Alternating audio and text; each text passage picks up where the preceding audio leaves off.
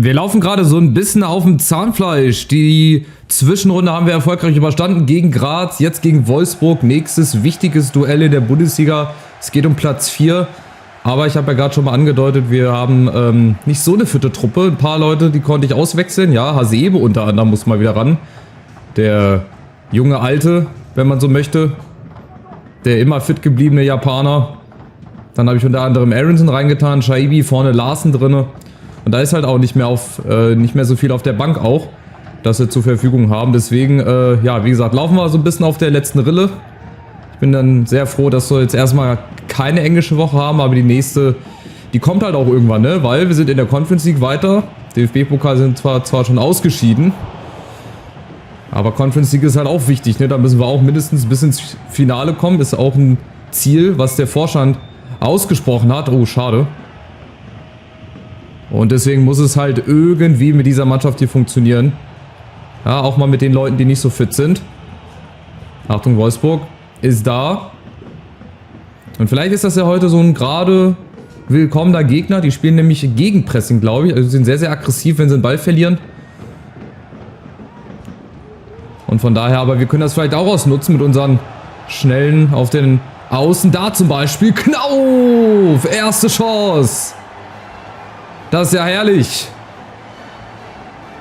Da machen wir gleich mal den Backflip. Richtig schön gespielt. Hinten mit 3 Mann. Knauf passt auf, dass er nicht mehr abseits ist. Und dann eiskalt vor dem Gehäuse von Kuhn Castells. Zack. Das haben wir mal gebraucht in so einem Spiel. Ich spiele jetzt wieder seit neuestem mit dem 4-2-3-1, weil das ist halt, wie gesagt, einfach die Formation, mit der ich am besten zurechtkomme. Und mit der ich auch am sichersten hinten stehe. Die Dreierkette ist jetzt nicht gescheitert. Die war ja auch gut, also die hat auch funktioniert. Aber die würde ich dann doch eher mal anwenden, wenn ich der Meinung bin, so jetzt muss es aber soweit sein. Aber wie gesagt, 4-2-3-1, das ist halt einfach mein System. Und von daher bin ich sehr froh, dass es jetzt hier auch wieder klappt. Bislang gegen Sturm Graz, da haben wir auch eine richtig gute Leistung gezeigt. Brutal, sehr, sehr aggressiv. Und wir sind schon wieder vorne. Knauf, oh, in der Mitte wäre viel Platz gewesen. Ja, Wolfsburg, die pressen. Sehr hoch, sehr druckvoll, ihr seht das. Vorne 3 Mann, wissen gar nicht wohin und wir haben richtig viel Platz in der Mitte. Hier zum Beispiel Shaibi und Aronson. Schade, nächste Chance. Wir kommen vorne gut rein in die Lücken. Wir preschen da immer wieder vor und dann Aronson. Tja, schade. Das ist leider seiner niedrigen Gesamtstärke geschuldet. Sonst wäre er wahrscheinlich zumindest mal aufs Tor gegangen und nicht nebens Tor. Aber wir machen weiter. Um Gottes Willen, Mehle, was für ein Fehler. Skiri mit dem Außenriss. Ja, warum denn nicht? Und so Dinger gehen halt immer rein. Unglaublich, ey. Also es ist auch egal, mit wem du einen Außenrissschuss machst. Ihr seht ja, zur Not, ich könnte auch mit einem Keeper, mit Trapp so einen Schuss machen, der würde bestimmt auch reingehen. Aber es geht wieder ums Pressing. Wir setzen vorne nach. Klar, Mehle darf da auch so den Ball nicht verlieren. Und dann Skiri, ey. Vor allem aus zentraler Position, ey. 18 bis 20 Meter weg. Zack. Ich weiß nicht, ob der nicht ganz unhaltbar ist. Naja, 2:0. Knauf und Skiri, 2 Torschützen, die ich jetzt da ehrlich gesagt nicht gesehen hätte. Aber wir machen so weiter. Schaut euch das an. Wolfsburg, die wissen überhaupt nicht, wo vorne und hinten ist. Die werden völlig überlaufen hier im Gegensatz zum Hinspiel. Da haben wir uns ja auch schwer getan, haben aber lange Zeit geführt. 2:1 und dann in der letzten Sekunde das Gegentor bekommen. Abseits. Ja, aber schau dir das an. Hasebe hat viel Gefühl im Fuß. Mamouche, ja, steht, auch wenn er dann noch zurückgehen wollte, mit der Hälfte seines oder gesamten Körpers da im Abseits. Und Hasebe auch ungewohnt, ey, dass der mal wieder im zentralen Mittelfeld spielt. Der hat ja bei uns, glaube ich, auch als Rechtsverteidiger oder so. Ne, der hat mal ganz früher als Rechtsverteidiger begonnen in Wolfsburg. Dann war er auch irgendwann mal zentraler Mittelfeldspieler, auch bei der Eintracht. Und dann ist er irgendwann in die, ja, Libero-Rolle gerutscht. Ich glaube unter Nico Kovac damals. Der hat ihn da zum zentralen Innenverteidiger gemacht, seitdem wir angefangen haben mit der Dreierkette zu spielen. Und wir lassen Wolfsburg hier wirklich laufen. Also die laufen sich gerade ein bisschen müde, das ist gut. So können sich unsere Spieler ein bisschen ausruhen. Ja, aber natürlich nicht nachlässig werden hier. Es ist nicht gerade von Vorteil. Achtung, Wolfsburg ist da über Swanberg. Wir sind aber da mit 2, 3 Mann. Stehen wir auch wirklich wieder ein bisschen sicherer. Also gerade zum richtigen Zeitpunkt in der Saison wahrscheinlich die Formation gewechselt. Vielleicht liegt es auch gar nicht an der Formation.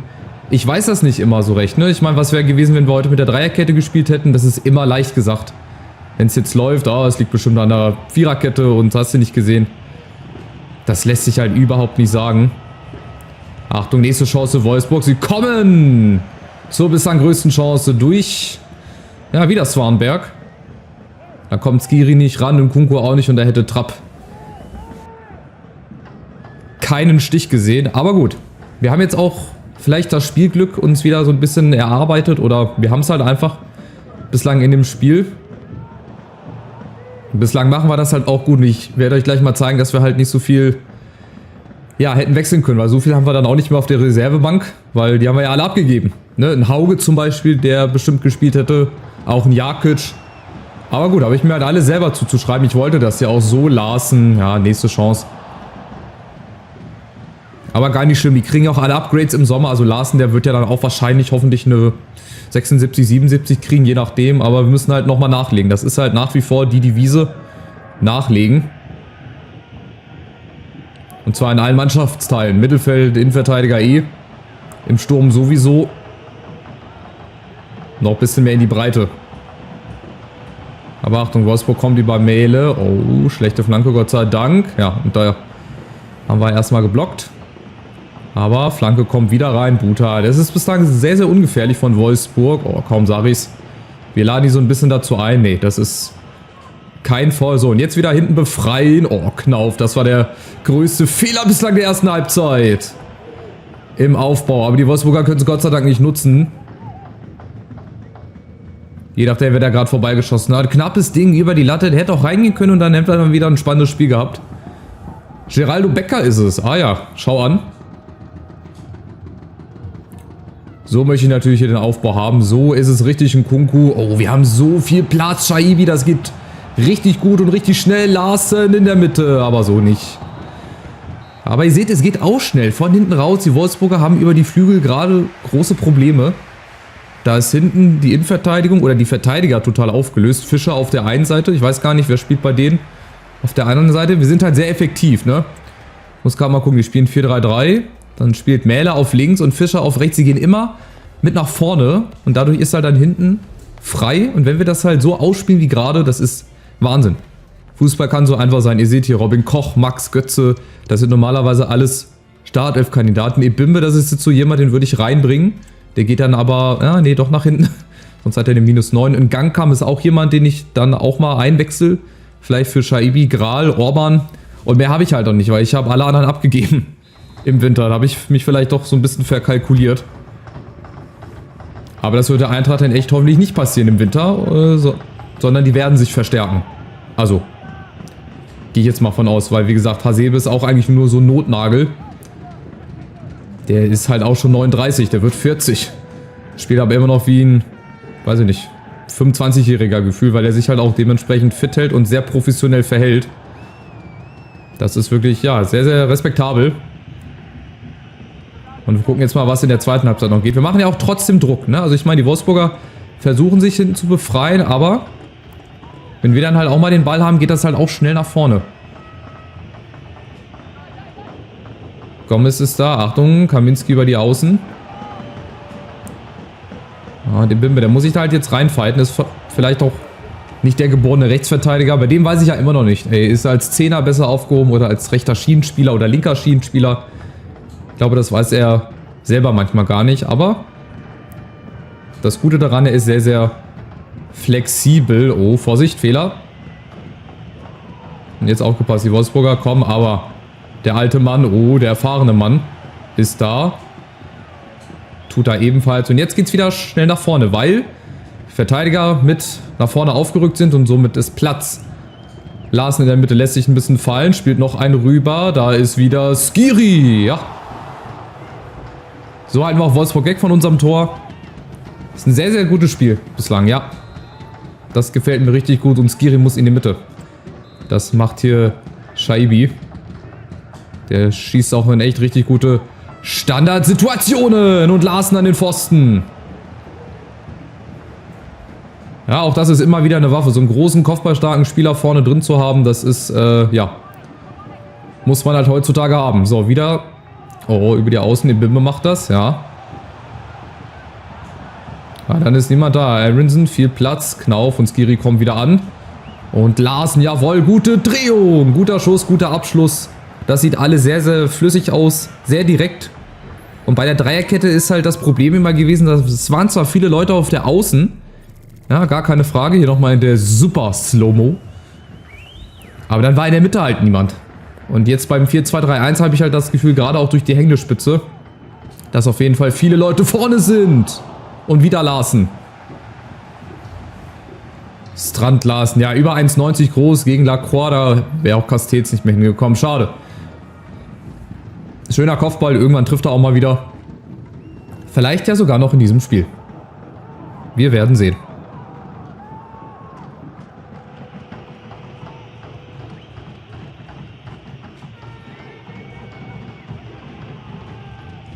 So, was kommt noch von Wolfsburg? 4-3-3 ist zwar auch eine gute Variante. Na, machst du die Flügel breit, aber wenn du es nicht richtig bespielst.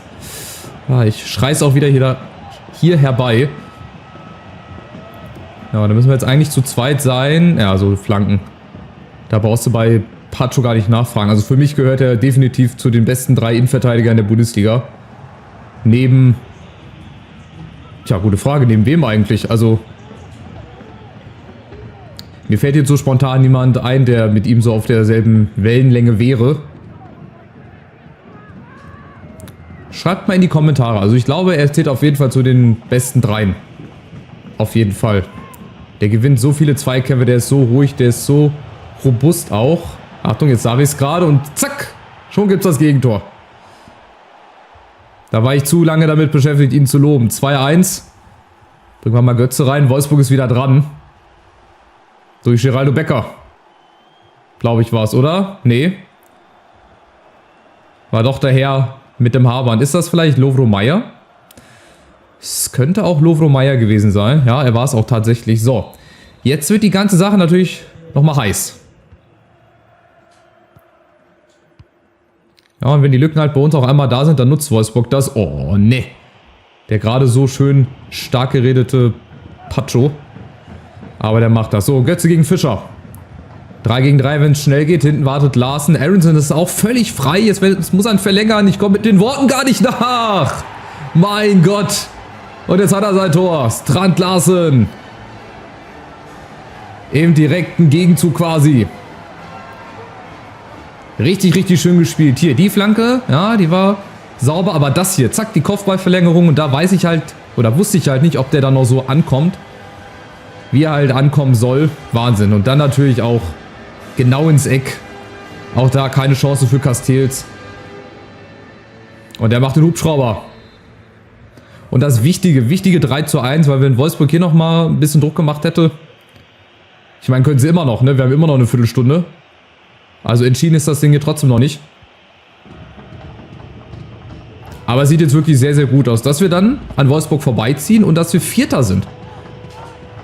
Ne, es hört sich zwar böse an, also mit dieser Rumpeltruppe will ich jetzt nicht sagen, ne? Aber wir haben viele Leute abgegeben im Winter und wir haben halt Leute, die sind halt auch nicht fit. Ganz, ganz viele Leute. Und Kunku, schöne Flanke, Hasebe. Achtung, da fallen alle übereinander her. Aronson, nächster Schuss. Es hat halt so den Anschein, dass man mit dem Kader zusieht, dass man vielleicht Sechster wird. Weil von den Spielern her, wenn die alle fit sind, die Stammelf, die ist von der Qualität her gut, um mindestens mal Sechster zu werden. Aber Vierter ist halt schon... Da muss halt auch ein bisschen Glück dazu gehören. Aber warum nicht? Und zur Not schaffen wir das halt in der nächsten Saison. Nochmal Knauf wieder geklärt. Nochmal Aronson. Skirin, dann bauen wir hinten. Oh, den habe ich nicht gesehen. Scheiße, den habe ich nicht gesehen. Und jetzt kriegen wir es 3-2 wahrscheinlich. Thiago. Tomasch gegen Trapp. Jawohl, oder doch nicht. Im 1 gegen 1. Ich habe mich schon gewundert. Ich wollte ihn eigentlich rausholen, aber dann wäre auch wieder die Gefahr gewesen, dass sie überlupft worden wären. Egal, Trapp. Mal gut gehalten, sonst gehen die Dinger immer rein. Sonst gehen die wirklich immer rein, die Dinger. Hier aber Gott sei Dank mal nicht. Larsen oben auf. Aronson, der macht halt auch wirklich ein gutes Spiel. Bewegt sich gut, hat ja das Tor vorbereitet. Und von daher war das, glaube ich, unterm Strich heute wirklich ein richtig guter Auftritt. Die Jungs, die reingekommen sind, haben das gut gemacht. Und die Jungs, die haben sich jetzt auch mal ein bisschen Ruhe verdient. Ja, wir sind noch nicht fertig hier. Kein Foul. Götze und Larsen ist mit der Chance. Das müsste der Doppelpack sein. Nein. Aber weiter geht's. Nochmal Knauf und jetzt Larsen, Götze. Wer will denn jetzt? Will keiner? Mein Gott. Skiri, aber jetzt komm, Hasebe, der will auch nochmal. Jawohl. Was für ein geiler Abschluss. Makoto Hasebe. Wenn die Stürmer nicht wollen, er macht's und er macht's mit seiner Erfahrung. Wie gesagt, der hat fast 40 Jahre Lebenserfahrung auf Buckel. Viele, viele Jahre als Profifußballer. Der sieht die Lücke und genau wie Timmy Chandler, auch so eine Legende ist. Hasebe auch quasi. Der ist jetzt über 10 Jahre lang bei der Eintracht. Hat auch nie rumgemeckert, wenn er mal nicht gespielt hat. Ja, ein ruhiger Typ. Auch wichtig für die Kabine mit seiner Erfahrung. Das ist sehr, sehr Gold wert. Auch wenn so Spieler nicht mehr oft spielen, sind sie trotzdem sehr, sehr wichtig. Und wir gewinnen 4:1. Sehr, sehr überzeugend. Hätte ich wirklich, wirklich nicht gedacht. Das war ein richtig guter Auftritt. Wolfsburg hat auch seinen Teil dazu ein bisschen beigetragen. Aber wir überholen sie und stehen hoffentlich jetzt zwischenzeitlich erstmal auf einem Champions League Platz. Das macht auch Lust auf mehr hier in der Rückrunde, die ja gerade erst gestartet ist. Und wir gucken mal hier, wir sind tatsächlich erstmal Vierter. Also wir hätten es jetzt theoretisch in der eigenen Hand, wenn wir jetzt alles gewinnen. Aber ihr seht, das ist ganz eng. Freiburg drückt von hinten, Augsburg auch, die sind da auch noch nicht raus. Hoffenheim, Leverkusen erwarte ich da eigentlich auch nochmal oben. Ja, und soweit ist es auch gar nicht mehr zum Vizemeistertitel. Nein, also da will ich auch gar nicht hingucken. Also ich bin erstmal sehr überrascht, dass es trotzdem auch in der Rückrunde, trotz der vielen Abgänge so gut läuft und trotz der Tatsache, dass wir halt auch nicht so fitte Spieler immer haben. Also dass wir immer auch mal mit einer unfitten Truppe spielen müssen. Ihr seht ja, die sind alle am Arsch quasi. Ich muss die quasi alle mal Fokus auf Leistung bzw. auf Energie legen. Aber wir haben jetzt erstmal ein paar Tage frei. Ich glaube, das wird uns mal ganz gut tun. Und wir haben unser erstes monatliches Scouting-Update. Ich habe ja auch einen Scout entsendet, so heißt es. Das hat mich enttäuscht. Du willst jede Woche spielen, oder? Hier treffe ich die Entscheidung. Komm wieder in Form. Guck, und schon geht die Moral wieder ein bisschen nach oben, wenn man einfach nur ein bisschen was Freundliches sagt. So, wir gehen jetzt hier gerade nochmal durch. Transferangebot für Rode. Da gucke ich gleich nochmal drauf. Wir gucken jetzt erstmal ein Scouting-Update. Was hat denn unser Kollege in Frankreich so gefunden? Ich habe ja für alle Positionen geguckt, aber man kann ja schon anhand des Wertes so ein bisschen prognostizieren, ob das ein guter wird oder nicht. 750.000, also wenn er so circa 1 Million hat oder schon über 1 Million, dann ist das schon ein guter Spieler. 375.000, 210.000 müssen wir auch ablehnen, 300.000, die werden dann meistens nicht so gut. Die werden zwar okay, also den können die zum Beispiel auch verpflichten. Das wäre, glaube ich, auch kein Problem, der würde auch eine gute Stärke kriegen, aber halt nicht so in dem Bereich, wo ich mir das halt vorstelle. Also bis maximal 89 das Potenzial. Gesamtstärke zunächst mal zwischen 56 und 74, ist auch ein bisschen vage. Also ich lehne da mal alles ab. Von daher schauen wir mal, was dann im nächsten Monat Sache ist. So, Rode würde ich jetzt erst nochmal ablehnen, aber im Sommer bin ich da gerne gesprächsbereit zu. So, und dann weiter, spulen wir vor. Und dann geht es halt auch schon in der Conference League weiter. Wir haben jetzt mal eine Woche gehabt, wo sich wirklich, außer William Pacho, das verstehe ich gar nicht. Waren die bei der Nationalmannschaft oder habe ich was Falsches eingestellt? Mal kurz gucken hier, Trainingsplan. Müsste ich bei Pacho vielleicht mal, vielleicht muss ich mal ein bisschen auf ausgeglichen gehen. Ansonsten, ich könnte mir das nur erklären, dass sie halt in der Nationalmannschaft gespielt haben, aber wie soll das gehen, wenn gar keine Länderspielpause ist? Ich Idiot. Hier, Nagalo machen wir auch mal wieder ausgeglichen. Ja, Hasebe, machen wir mal ein bisschen mehr Fokus auf Energie hier, Chandler auch. Und sonst sind sie ja alle wieder im grünen Bereich. Also im Grunde genommen ist das eine Truppe, wenn die wirklich alle fit sind und auch die Reservebank, die ist eigentlich auch gut. Klar, jetzt sitzt natürlich Tuta auf der Bank, weil er dem System geschuldet halt weichen musste. Für Buta, der ist halt Rechtsverteidiger. Wobei von der Stärke müsste Tuta eigentlich auch spielen, ne? Aber ich will mit den beiden spielen, das ist eine Macht. Beziehungsweise gegen Heidenheim muss ich mal gucken, ob ich da ein bisschen umstelle. Mbamba, Nagalo, das sind auch Leute, die ich reinwerfen könnte. Ansonsten habe ich halt hier Leute, die halt nicht so eine hohe Stärke haben. Deswegen ist das, glaube ich, völlig verständlich, dass das nicht geht. Und von daher ist es auch wichtig und richtig, dass wir uns im Sommer verstärken. Also, nächstes Spiel gegen Heidenheim ist eigentlich ein Pflichtsieg. Ja, Union zum Beispiel, die kommen auch nicht näher ran. Das heißt, wir können uns auch ein bisschen Luft erstmal verschaffen. Zu Platz 6. Ich bin gespannt. Also, macht's gut. Bis zum nächsten Spiel in Heidenheim. Ciao, ciao.